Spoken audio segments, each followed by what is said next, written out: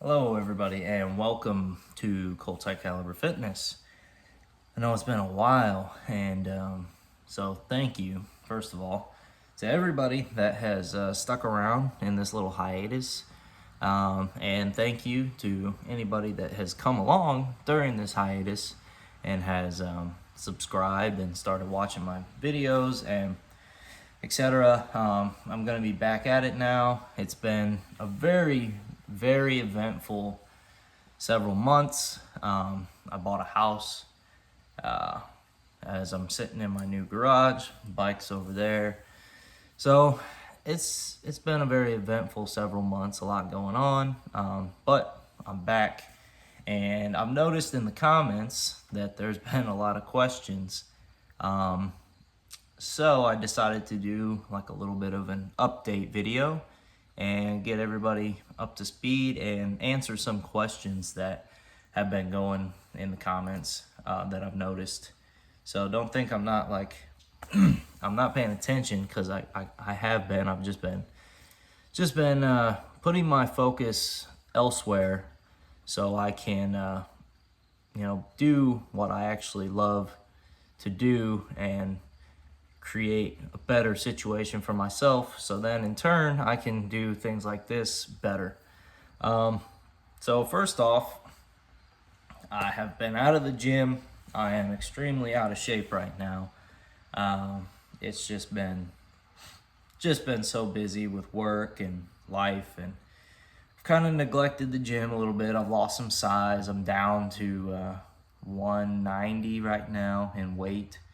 But I'm getting back in the swing of things, getting my diet back on point. So we're gonna be seeing some muscle mass coming back here in the next several months. I still got a little bit, I'm getting lost a lot, but yeah, we're gonna be making some workout videos, and you're gonna be seeing more of that coming up. So I just kind of want to touch on. I made a couple notes here of some questions that I was noticing. A lot of people taking interest in. One of the biggest ones was, do I still talk to Paul? The answer, in short, is no. I do not talk to Paul. I haven't talked to Paul in a number of years. And actually, the last time I spoke to Paul was when I was at CIF, because he came there for like 60 days or something, and 90 days maybe. It was a part of his appeal that he won, that before he was released, the judge wanted him to spend 90 days in an adult facility. So why that was? Probably because he was confined in a juvenile setting the entire time of his incarceration, and the judge felt like he should experience the adult prison environment, which, in my opinion, is kind of stupid. But hey, it happened. It is what it is. But that's the last time I spoke to him, because he came to CIF. That's where he came to do those 90 days. So when he got there, I obviously heard about it. I was there at the time. I was in the honor dorm, so that gave me the ability to go to any of the other houses' rec lines that I wanted. So when he got there, I found out where he was, and I went out on that rec line to go talk to him. And that was the first time we had spoken in probably since I was in county jail originally. So yeah, I went out there, we talked, and I said, I don't know how you feel about everything, but I don't have any hard feelings toward you. And I hope you don't toward me, but it is what it is. Look, let me look out for you while you're here. Do you have what you need? So you know what I did? I bought him tennis shoes. I gave him brand new tennis shoes, brand new clothes. I had a friend at the time who ran a store in the dorm that he went to live in. So I said, hey, make sure he has food, whatever he needs, and don't let anybody mess with him. You know, keep him safe, whatever.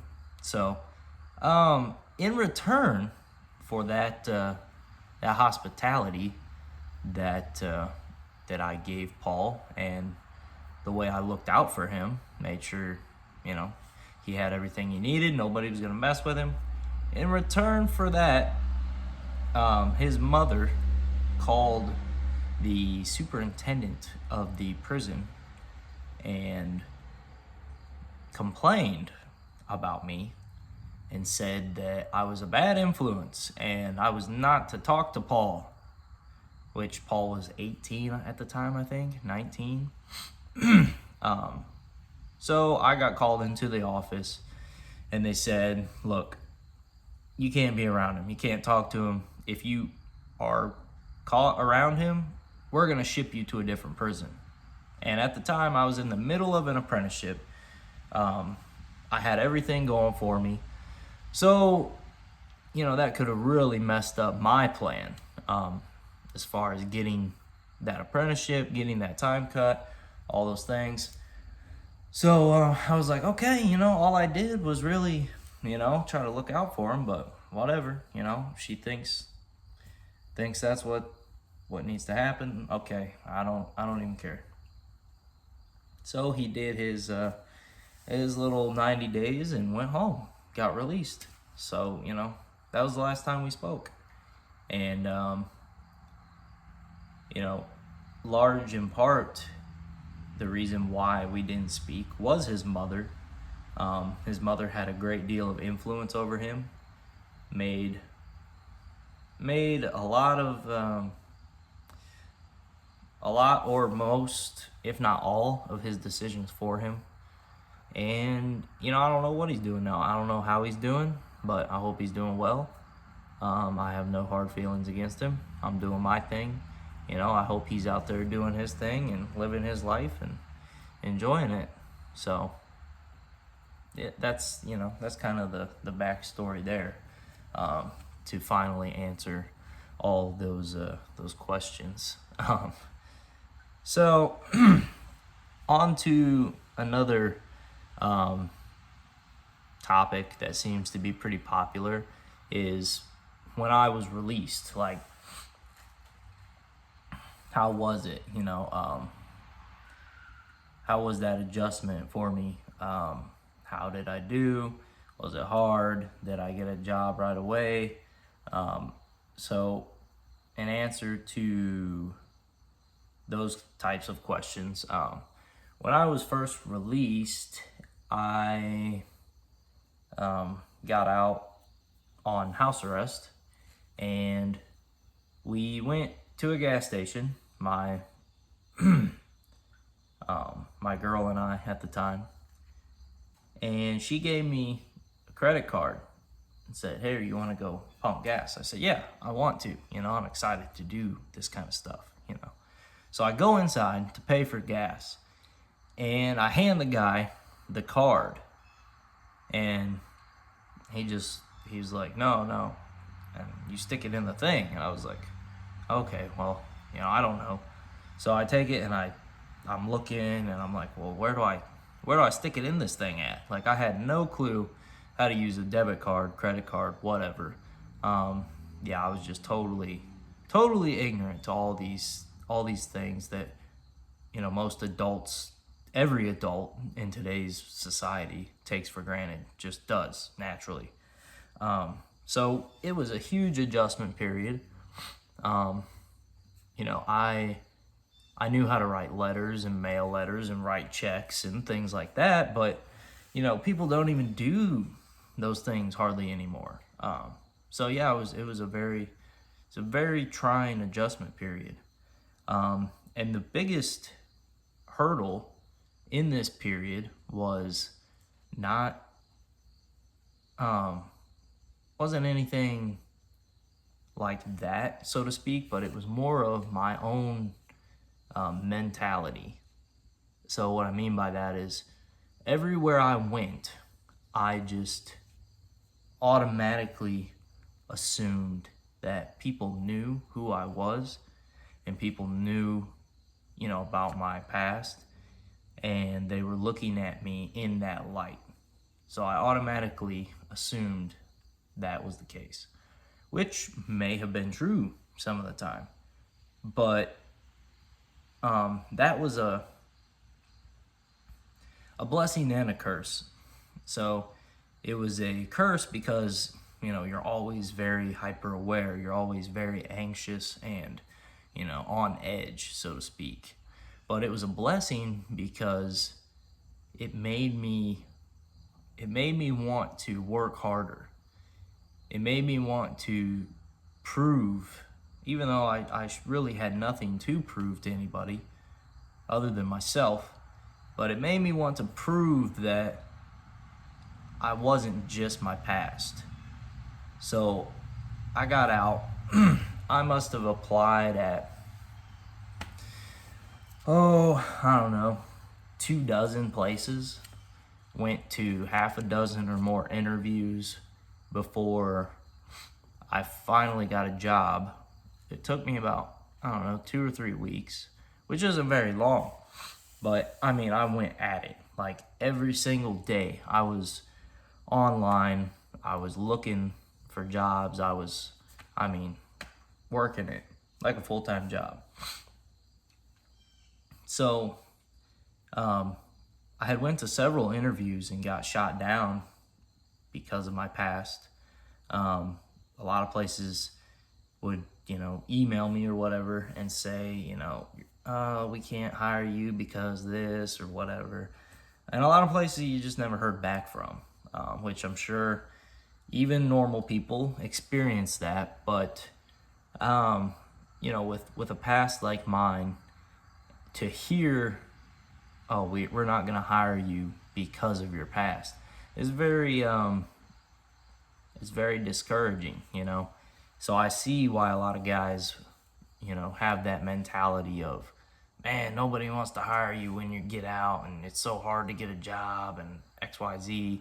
Well, it kind of is. It can be. But, man, that doesn't mean you stop, So I went at it, every day. I was on it, scheduling interviews, applying left and right.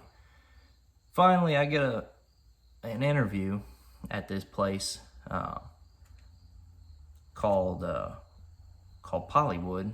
Makes chairs out of plastic, recycled plastic. And the guy that interviewed me, I won't say his name, but really, really pretty good people there.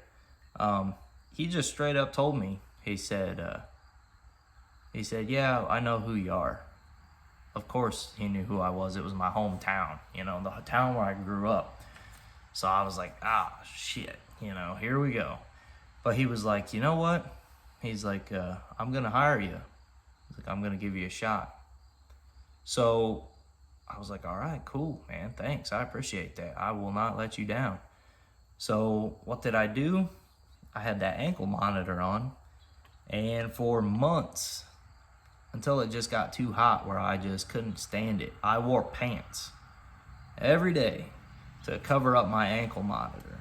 Because even though I knew, like he knew, and some people knew who I was, some people didn't know who I was. And I didn't want them to know. I didn't want them to see that and automatically judge me. Because that's what people do, You can try to say you don't judge people, whatever, you do. It's human nature. So, but I wanted to show them that I am somebody that can work hard, that can, come to work every day. That's not his past. That's not that stigma that has been placed on me, right? So I hid my ankle monitor for months until I set that precedent, until I had been there and shown that I was a hard worker. I got stuff done. I was moving up. I was getting raises. Then I started showing my ankle monitor. And then I became I was such a good worker, and I was moving up so fast that they even gave me my own extension cord, which I would plug in and tie around my ankle to charge my ankle monitor while I was at work. So it went from, hiding that to kind of like the supervisor gave me my own extension cord, like, here, this is what you need to work and do your job, like, do it. So, and that's not to say that it was such a taboo thing to know somebody that's on house arrest, but with my extreme circumstances in my story, it was a little more than what some were accustomed to. A lot of people get in trouble and get put on a bracelet, but a little more extreme. So yeah, I mean, that just a little backstory on when I got out and kind of how that went for me and how I moved up, and just kept moving on to better and better things. And that's what it's all about, just like bodybuilding, just like anything. You're always looking for the next best thing. Never settle. If an opportunity comes along that's better than what you have now, take it. Why wouldn't you? That's what life's about. Moving up, getting better, getting bigger, getting stronger, getting smarter. That's what it's all about. So that was kind of my my little journey in the beginning, my start. It's only been just over 3 years now. So just bought a house. I own brand new Harley. Own a nice truck. I mean, making good money, doing what I love, able to help people here on this platform, and like hopefully grow this and make it something big and good. And Miles and I are doing our thing, and helping more people and getting things started there on that front, which I'll circle back to here in a minute. But yeah, it's that's what it's all about. That's what life's all about, man. So the other thing I wanted to talk about. So there were questions about, yes. So prison stories. and do I still have habits from prison? So first of all, like, there are so many prison stories that I could tell you. Some of them are too unbelievable. Like, you would just sit there and think, no way that that's true. But it is. They are true. Like the fact that I actually met a man that stabbed someone over pancakes. True story. And most people would just think, what? That's crazy. Like, that doesn't even sound believable. Well, it is. And crazy things happen in crazy places like prison. So when you're around people that, have a very extreme mentality, it promotes extreme actions. So yeah, there will be more stories to come. I'm gonna bring Miles on here in the next couple months, and we're gonna be talking about things, and we'll tell some stories, and we've got plenty of stories. But there will be more as time goes on.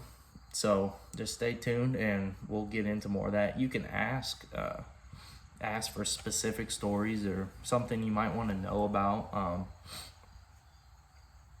I know a common question is like, oh, have you ever seen anybody like get stabbed or get raped, or that's the sensationalized thing. Well, it happens, like I've talked about before. It happens, but it doesn't happen every freaking day like some people think, or the movies lead you to believe. So we'll get into that. We'll tell some stories. Again, comment and ask for stories if you want something specific or want me to talk about something specific. But as far as habits go, yes, I am institutionalized in a number of ways, and I didn't realize it until I got out. For example, I will sit, I mean, rather, I will stand in the kitchen and start eating something. Like, I'll just start eating, like, standing up. And I've gotten yelled at multiple times by my dad, my girl, whatever, and saying, why are you standing there? Go sit down and eat. Like, but that's just one of those things, you know, that I don't really realize that is maybe weird, but I do. Like just standing there and eating, or using the same utensils. Like I'll cook with a utensil, let's say a fork, cook with it, rinse it off, eat with it, rinse it off, eat with it again.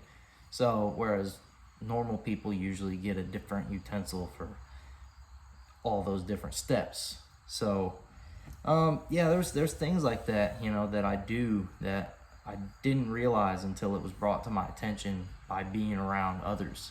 And the more time I spent by myself, I especially didn't realize it, because I'm just doing me. I'm a very simple man. Like, I can make my food and have what I want, and just live with very little. So that's that prison mentality. You learn to live like that. And I'm sure a lot of other guys struggle and have struggled with similar things.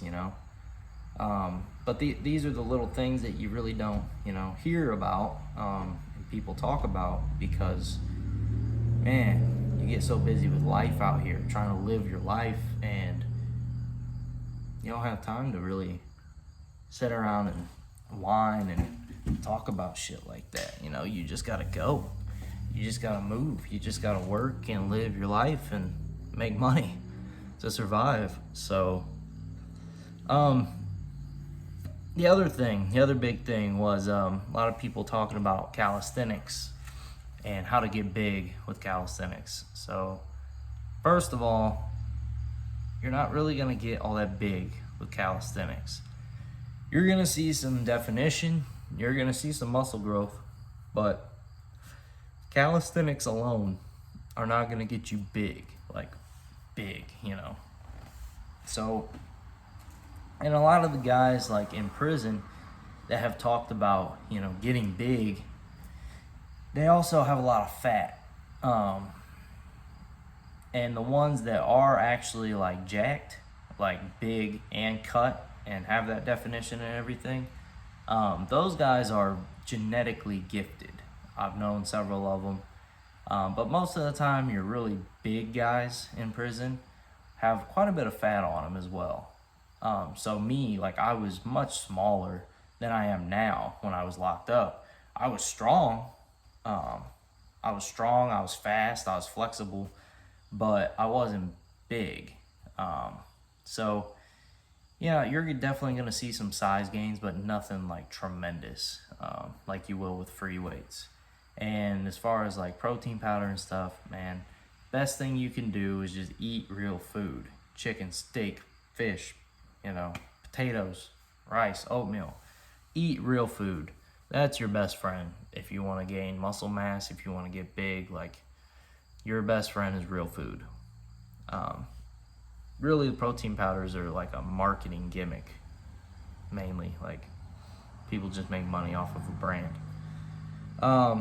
And then also, last thing we're going to touch on before I wrap this up, my tattoos. So I've gotten questions like what the meaning is of the tattoos. Well, if you look closely, like, okay, I still got to do some work here, finish that up, but this is, so you can see, like, that's armor. So this is Japanese armor, samurai armor, and that symbol right there stands for Ronin. And if you don't know what a Ronin is a samurai without a master, or a warrior without a master. Ronin came about in the samurai days when a samurai's master, their lord or whatever, got killed or overtaken, and then they were cast out, or they left their master and became a solitary warrior, like Miyamoto Musashi, for example, greatest swordsman of all time. So, yeah, that's what it stands for. I'm a Ronin. I went through prison. I never got affiliated. I never clicked up with anybody.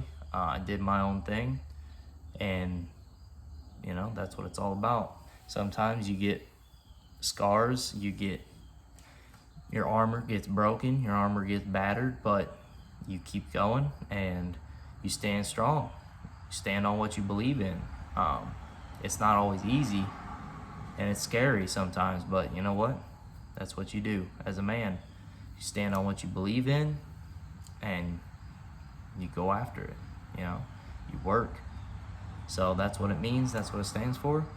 I got some more work to do, but yeah, just taking a liaison. Like I said, been busy with the house, remodeling the house, all kinds of stuff there. Crazy times we live in with this market and everything going on, man.